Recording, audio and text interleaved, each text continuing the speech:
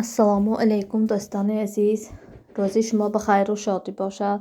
امیدوارم که همه کس خوب هستید، همیشه خوب مانید. رحمت برای کامنتاری های خوبتان، رحمت برای دستگیری کانال ما. در اینجا امروز من یک نمود پیچنی با مزه آسان کم خرج آماده کردم. در اینجا به ما لازم است 150 گرم سلیویچنی مساله در تمپراتوری خانه باشد. به بالایش 120 گرم شکر، به بالایش دو دانه تخم را انداخته تا شکرش حل شده نمی طور آمیخته میکنیم. اکنون به بالای 350-400 گرم آرد را انداخته به بالایش 10 گرم رزری ریتل را همراه کرده همین طور خمیر میکنیم.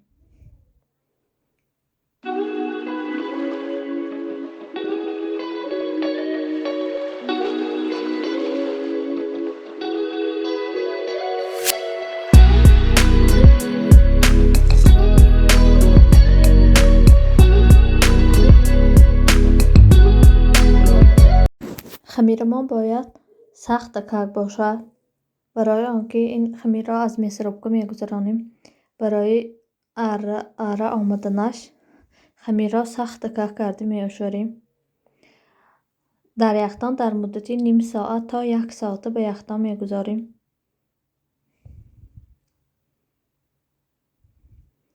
اکنون من در اینجا میسربکه را تیار میکنم. من همینطور میسربکه را گرفته کارد و همینطور آهنکش را گرفته مانده 1 دانه کرشکی پلاستماسین را همینطور با کارچه بریده به میسربکه میمانیم.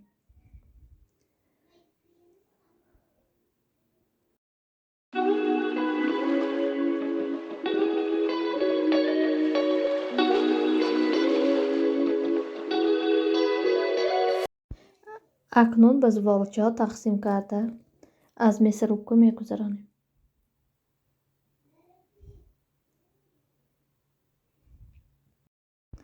من چطوری که میبینید خمیر را به میسربکه مانده همینطور میگذرانیم. من پیچنی اره خوش روم بیاد. حتما برای عائله خودتان، برای فرزندای خودتان آماده کنید. پیچنی کم خرجی با مزه حتما آماده کنید.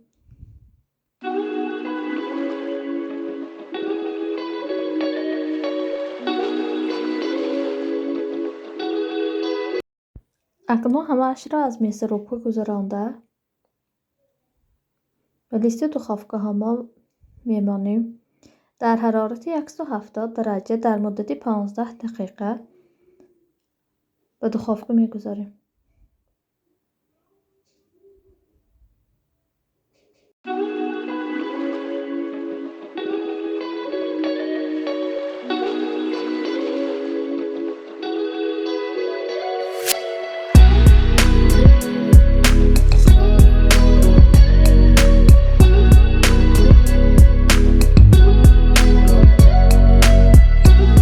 چطوری که میبینید پیچنی ما تیار شد.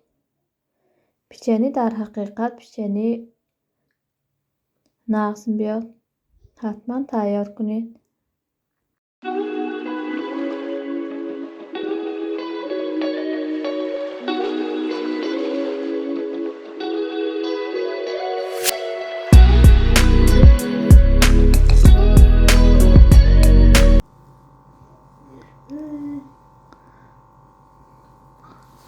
من یک تایش را شکسته به شما نشان میدم. پیچنی به نهایت به مزه حتما تیار کنید دوستان عزیز. تا ویدیوهای آینده در پناه الله مهربان باشید. خیر.